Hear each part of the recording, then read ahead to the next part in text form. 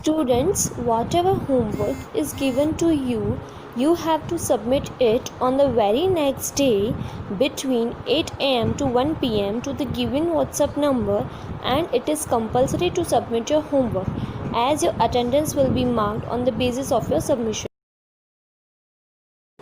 अपाहिज ने हाथ जोड़कर कहा, बाबा मैं दुखिया हूँ, मुझ पर दया करो। रामपुर यहाँ से 3 मील दूर है, मुझे वहाँ जाना है। घोड़े पर चढ़ा लो, ईश्वर भला करेगा।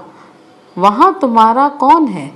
दुर्गा दत्त वैद्य का नाम तो आपने सुना होगा, मैं उनका सौतेला भाई हूँ। बाबा भारती ने घोड़े से उतरकर अपाहिज को घोड़े पर सवार किया और स्वयं उसकी लगाम पकड़कर धीरे धीरे चलने लगे। सहसा उन्हें एक झटका सा लगा, लगाम हाथ से छूट गई। उनके आश्चर्य का ठिकाना न रहा जब उन्होंने देखा कि अपाहिज घोड़े पर तन कर बैठा है और उसे दौड़ाए लिए जा रहा है। उनके मुख से भय, विस्मय, निराशा से मिली हुई चीख निकल गई। वह अपाहिज कोई और नहीं, डाकू खड़क सिंह था। बाबा भारती कुछ देर तक चुप रहे और इसके बाद कुछ निश्चय करके पूरे बल से चिल्लाकर बोले, जरा ठहर जाओ। तो बच्चों, जब उसने देखा कि अपाहिज उन्हें हाथ जोड़ रहा है तो उसने कहा कि बाबा मैं बहुत दुखी हूँ, मुझ पर दया करो। मुझे यहाँ रामपुर जाना है, यहाँ से 3 मील दूर है, मैं चल नहीं सकता। मुझे कृपा करके घोड़े पर चढ़ा दो, मुझे घोड़े पर बिठाओ, भगवान तुम्हारा भला करेगा। तो बाबा भारती ने पूछा कि तुम वहाँ क्यों जा रहे हो, कहाँ कौन है तुम्हारा वहाँ? तो उन्होंने कहा दुर्गा दत्त वैद्य का नाम बताया कि वह उनका सौतेला भाई है, मैं उसी के पास जा रहा हूँ। तो फिर बाबा भारती घोड़े से उतरे और उन्होंने उसको अपाहिज को घोड़े पर बिठाया और स्वयं उसकी घोड़े की लगाम पकड़कर चलने लगे। अचानक उन्हें एक ऐसा झटका लगा कि जैसे लगाम उनके हाथ से छूट गई। तो एकदम से वो आश्चर्य में पड़ गए। तो देखा कि वो अपाहिज ने घोड़े की लगाम अपने हाथ में ले ली है और वह घोड़े को दौड़ाए जा रहा है। उनके मुंह पर एकदम से भय, चिंता, अचानक से कुछ भी होता है तो एकदम चेहरे से उनके निराशा दिखने लगी और उनके मुंह से एक बहुत जोर से चीख निकली। तो देखा कि वह अपाहिज नहीं, कोई और नहीं, कौन था? डाकू खड़क सिंह था। पहले तो एकदम से अचानक से विस्मयित हो गए, अचानक से आश्चर्य हुआ उन्हें। कुछ देर वो चुप हो गए, फिर एकदम से उनको मुंह से चीख निकली और चिल्लाकर बोले, ठहर ठहर जा यहाँ पर, यानी रुक जा। खड़क सिंह ने यह आवाज सुनकर घोड़ा रोक लिया और घोड़े को देखते हुए कहा, बाबा जी यह घोड़ा अब न दूंगा, परंतु एक बात सुनते जाओ खड़क सिंह। खड़क सिंह ठहर गया। बाबा भारती ने निकट जाकर उसकी ओर ऐसी आंखों से देखा जैसे बकरा कसाई की ओर देखता है और कहा, यह घोड़ा तुम्हारा हो चुका है, मैं तुमसे इसे वापस करने के लिए नहीं कहूँगा, परंतु खड़क सिंह केवल एक प्रार्थना करता हूँ, उसे अस्वीकार न करना, नहीं तो मेरा दिल टूट जाएगा। बाबा जी आज्ञा कीजिए, मैं आपका दास हूँ, बस यह घोड़ा नहीं दूंगा।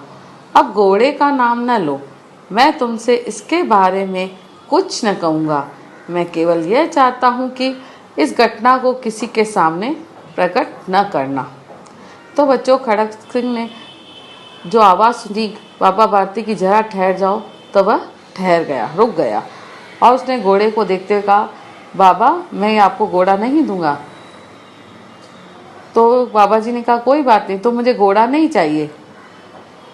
और खड़क सिंह को बाबा जी ऐसी आंखों से देख रहे थे जैसे कसाई कैसे जब बकरा काटता है तो बकरा देखता है कसाई की आंखों में से खून उतर आता है, उस प्रकार से बाबा जी खड़क सिंह को देख रहे थे। उन्होंने कहा कि मैं तुमसे एक ही प्रार्थना करना चाहता हूँ, सब मेरी उस प्रार्थना को तुम स्वीकार करो तो खड़क सिंह बोलते हैं, मैं आपका दास हूँ बाबा जी, मैं सब बात आपकी मानूंगा, लेकिन घोड़ा नहीं दूंगा। तो बाबा जी बोलते हैं, कोई बात नहीं, मुझे घोड़ा नहीं चाहिए, लेकिन मैं खाली इतना चाहता हूँ कि यह जो घटना आज हुई है, ये किसी के सामने तुम प्रकट, मतलब किसी के सामने तुमको बताना नहीं है। खड़क सिंह का मुंह आश्चर्य से खुला रह गया। वह सोच रहा था कि उस घोड़े को लेकर यहाँ से भागना पड़ेगा, परंतु बाबा भारती ने स्वयं उससे कहा कि इस घटना को किसी के सामने प्रकट न करना, इससे क्या प्रयोजन सिद्ध हो सकता है। खड़क सिंह ने बहुत सोचा, बहुत सिर मारा, परंतु कुछ समझ न सका।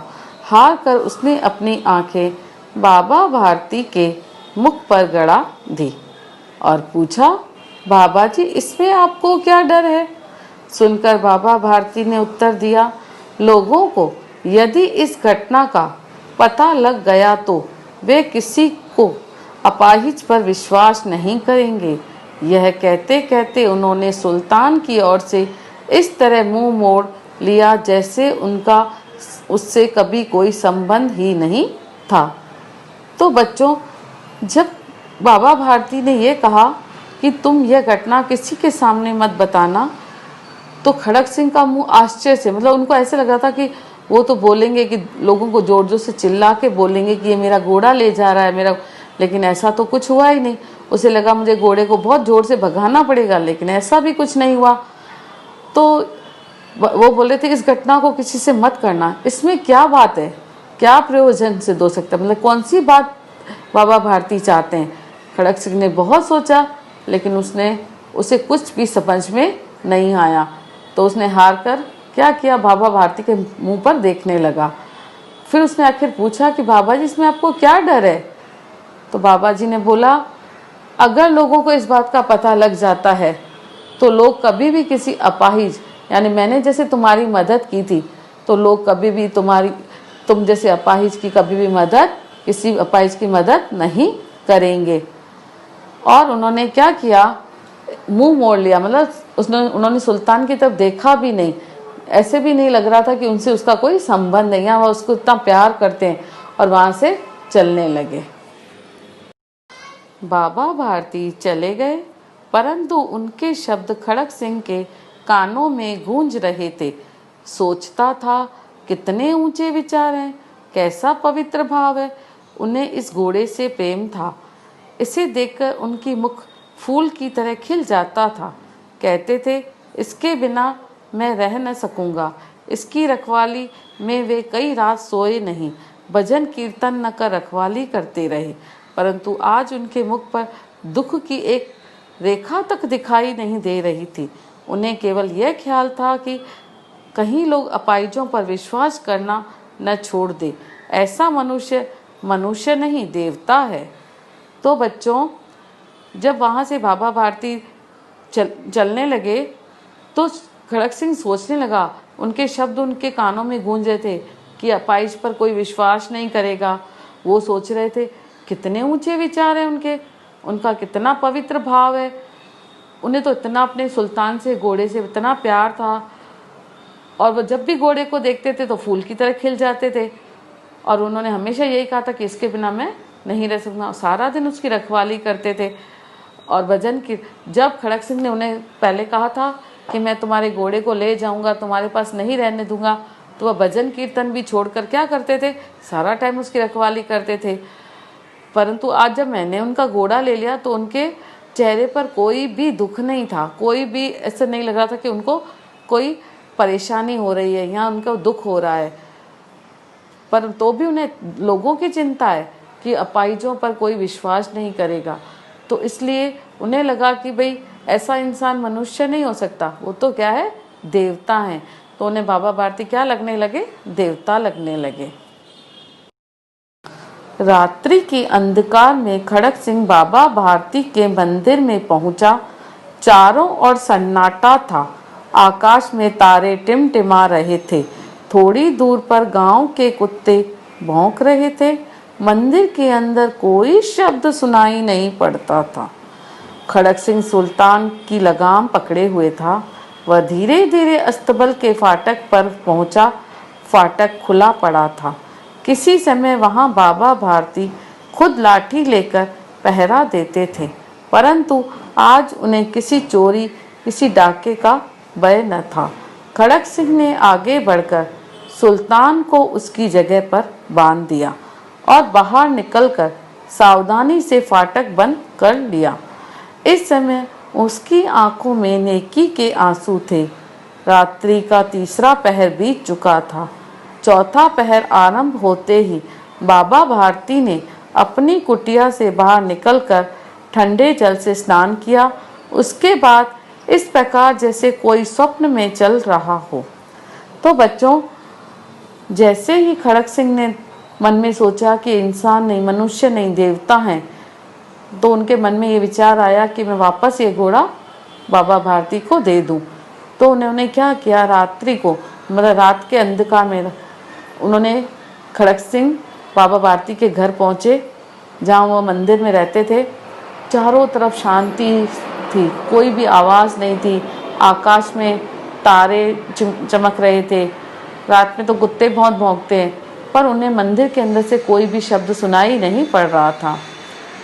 खड़क सिंह ने सुल्तान की लगाम थामकर उनके अस्तबल में गए और वहाँ पर उन्होंने, खड़क सिंह ने सुल्तान को बांधा।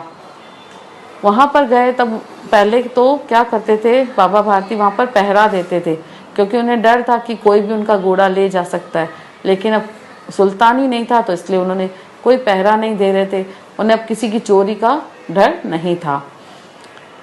तो उन्होंने वहाँ पर उसको बांधा और चुपचाप से वहाँ से दरवाज़ा बंद करके वापस बाहर आ गए। आज उनकी आंखों में आंसू थे, नेकी के, माने भलाई के। तो आज खड़क सिंह बहुत खुश थे, क्योंकि उन्होंने आज भलाई का काम किया था। अब रात के 3 पहर बीत चुके थे। चौथा पहर मतलब सुबह के 4 बज रहे थे।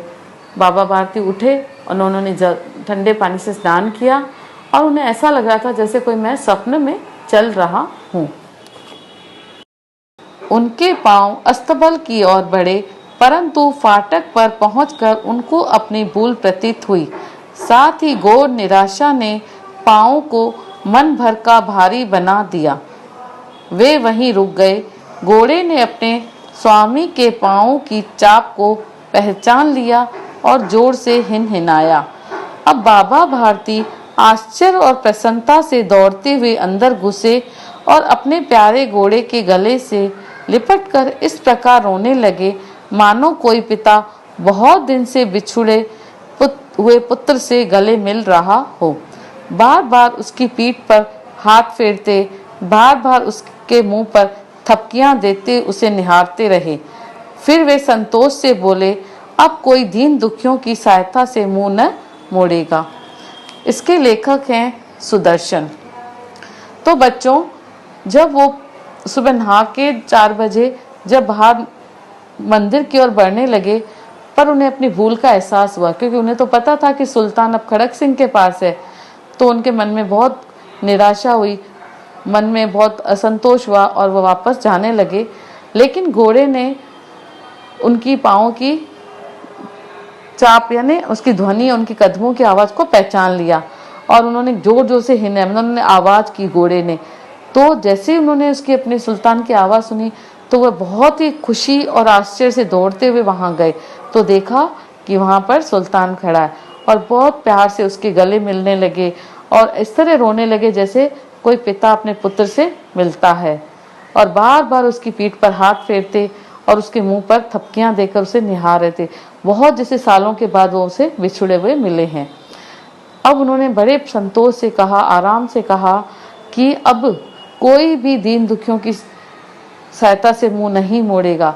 अब उन्हें विश्वास हो गया था कि दुनिया में सच्चाई अभी तक जीवित है।